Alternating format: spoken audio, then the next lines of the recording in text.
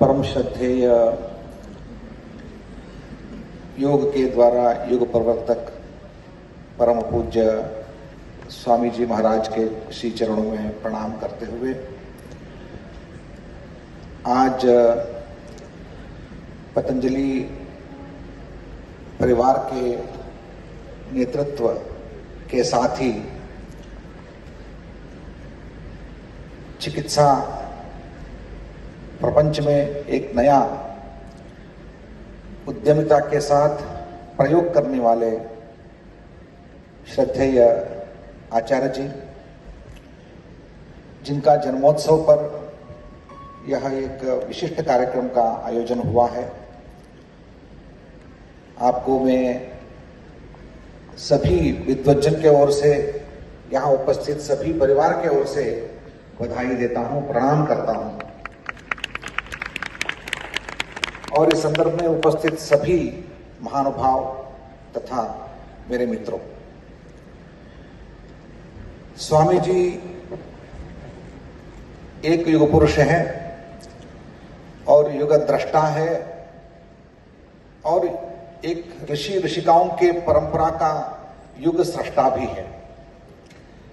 और परम पूज्य आचार्य जी का एक नया रूप हमने देखा है, वह पूज्य स्वामी जी के आशीर्वाद से, प्रेरणा से इतनी ज्ञान की सृष्टि की है। मेरे जीवन में ऐसी ज्ञान सृष्टि को देखा नहीं है। कम से कम एक 300 से 400 से ज्यादा ग्रंथों का मूल द्रव्य उनके मन में है और उतना ही मात्रा से अभी ज्ञान सृष्टि हो चुकी है। यह ज्ञान क्षेत्र केवल योग आयुर्वेद नहीं रहा है, और न केवल योग आयुर्वेद, साथ ही कृषि, कौशल विज्ञान, मैनेजमेंट, कितने क्षेत्रों में आचार्य जी का जो परिश्रम है, जो उनकी प्रतिभा है, उसका पूर्ण रूप से विकसित करने का आशीर्वाद परम पूज्य स्वामी जी ने दिया है। आज एक विकसित भारत को देखने के लिए हम जब खड़े हैं, यात्रा कर रहे हैं, तो विकसित भारत का एक स्वरूप परम पूज्य आचार्य जी के रूप में हमें दिखाई दे रहा है।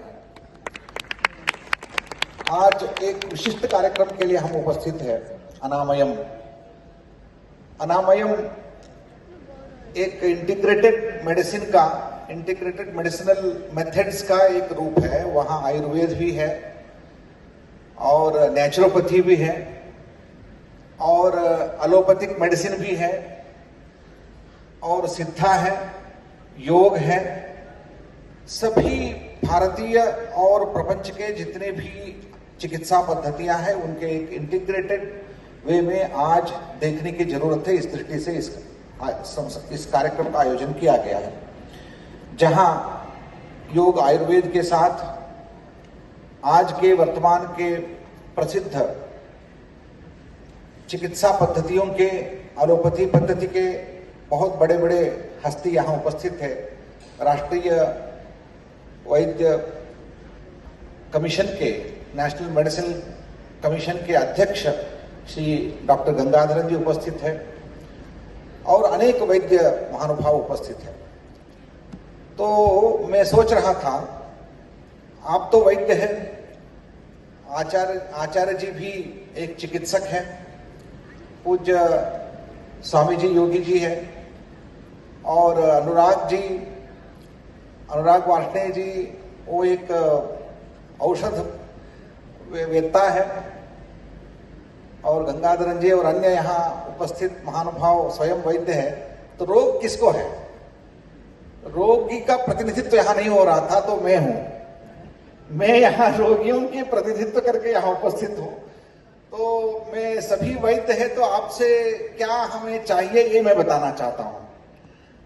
तो मेरा रोल यही होगा कि सामान्य जन जो रोग के साथ, अस्वास्थ्य के साथ पीड़ा में रहे हैं, उनके पीड़ा हरण के लिए परम पूज्य स्वामी जी ने योग के आरंभ होकर आयुर्वेद इत्यादि भारतीय पद्धतियों का एक नया स्वरूप, नया अवतरण के साथ हम सबको एक स्वस्थ भारत निर्माण के लिए एक रास्ता दिखाया है।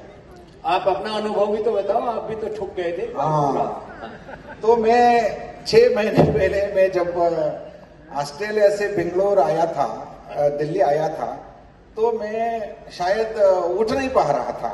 मैं पूर्ण रूप से घर में इतना अस्वस्थ हो गया था, तो मैं पूज्य स्वामी जी का आशीर्वाद मिला। स्वामी जी ने कहा 10 दिन में हम आपको ठीक करके भेजेंगे। तो आज मैं यहाँ खड़ा हो सकता हूँ और फिर से पूर्ववत प्रवास करता हूँ। रोज सुबह का फर्स्ट प्लेट लेता हूँ, रात को लास्ट प्लेट में वापस आता हूँ। ऐसे 10 दिन 12 दिन में करता रहता हूँ। पिछले 1 महीने से मैं निरंतर प्रवास में हूँ, लेकिन कुछ नहीं हुआ है।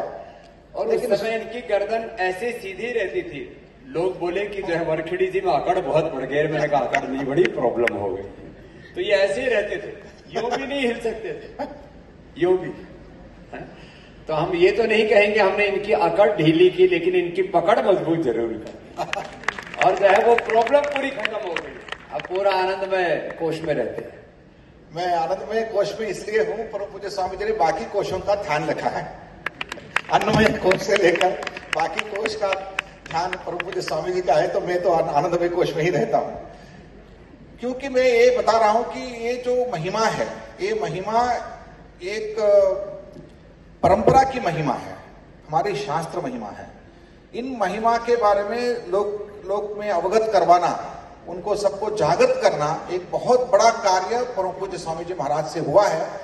यह इस परंपरा में, इस व्यवस्था में सभी को अपने हाथ जोड़ना है।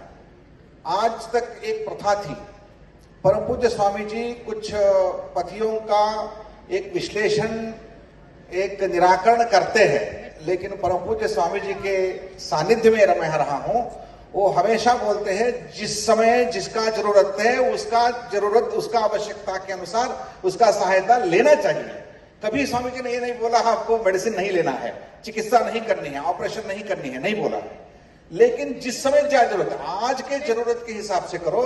कल के लिए आज यदि ऑपरेशन करना है, आज ही क्यों कर रहे हो, यही प्रश्न है। तो आज ऑपरेशन के बिना यदि आपके स्वास्थ्य ठीक हो सकता है, स्वास्थ्य ठीक करो, स्वस्थ रहो।